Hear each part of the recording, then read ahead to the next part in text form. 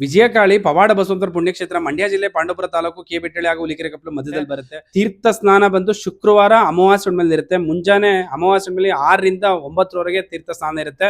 ಶುಕ್ರವಾರದಲ್ಲಿ ರಾಹುಗಾಲದಲ್ಲಿ ಅಭಿಷೇಕ, ಅಮ್ಮನವರಿಗೆ ನವಧಾನ್ಯದಲ್ಲಿ ಅಭಿಷೇಕ ಮಾಡೋದ್ರಿಂದ ನಮ್ಮಲ್ಲಿ ಎಲ್ಲಾ ಕಡೆಗಿಂತ ಇಲ್ಲಿ ವಿಶೇಷವಾಗಿ ಏನಕ್ಕೆ ಅಂದ್ರೆ ತೀರ್ಥ ಸ್ನಾನ ಅತಿ ಹೆಚ್ಚು ವಿಶೇಷವಾಗಿ ಮಹತ್ವ ಪಡೆದಿದೆ.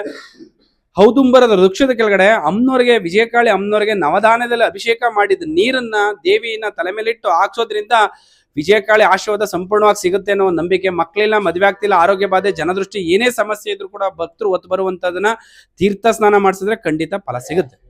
ಅಮಾವಾಸ್ಯೆ ಹುಣ್ಣಿಮೆಯಲ್ಲಿ ಮಂಗಳ ಸ್ನಾನ ಅಂತೇಳಿ ಶ್ರೀಚಕ್ರನ ತಲೆ ಮೇಲೆ ಇಟ್ಟು ತೀರ್ಥ ಸ್ನಾನ ಮಾಡಿಸೋದ್ರೆ ಖಂಡಿತ ಪರಿಹಾರ ಆಗ್ತದೆ.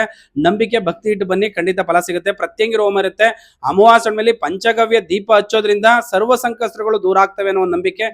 ಪಂಚಗವ್ಯ ದೀಪ ಬಂದು ಹಾಲು, ಮೊಸರು, ಸಗಣಿ ಮತ್ತೆ ತುಪ್ಪ ಇವ್ 5ರಿಂದ ತಯಾರಾಗುವಂತ ದೀಪ. ವಿಶೇಷತೆ ಏನಂದ್ರೆ ಇಂದಿನ ಸಂಪ್ರದಾಯಗಳನ್ನ ಮರಿಬಾರ್ದು. ಭಕ್ತಾದಿಗಳು ಪ್ರತಿಯೊಬ್ರು ಕೂಡ ಈ ಕ್ಷೇತ್ರಕ್ಕೆ ಬಂದು ಪಂಚಗವ್ಯ ದೀಪನ ಶುಕ್ರವಾರ ಮತ್ತೆ ಅಮಾವಾಸ್ಯೆ ಹುಣ್ಣಿಮೆ 5 ಶುಕ್ರವಾರ ಅಥವಾ 5 ಅಮಾವಾಸ್ಯೆ 5 ಹುಣ್ಣಿಮೆಗೆ ಬಂದು ಹಚ್ಚಿದ್ರೆ ಖಂಡಿತ ಇಂಥ ಸಮಸ್ಯೆ ಒತ್ತು ಬಂದಿದ್ದೀವಿ. ಭಕ್ತರಿಗೆ, ಹಲವಾರು ಭಕ್ತರಿಗೆ ಸಾಕಷ್ಟು ಅನುಕೂಲ ಆಗಿರುವಂತಹ ಉದಾಹರಣೆಗಳಿದಾವೆ. ಮೇನ್ ನಂಬಿಕೆ.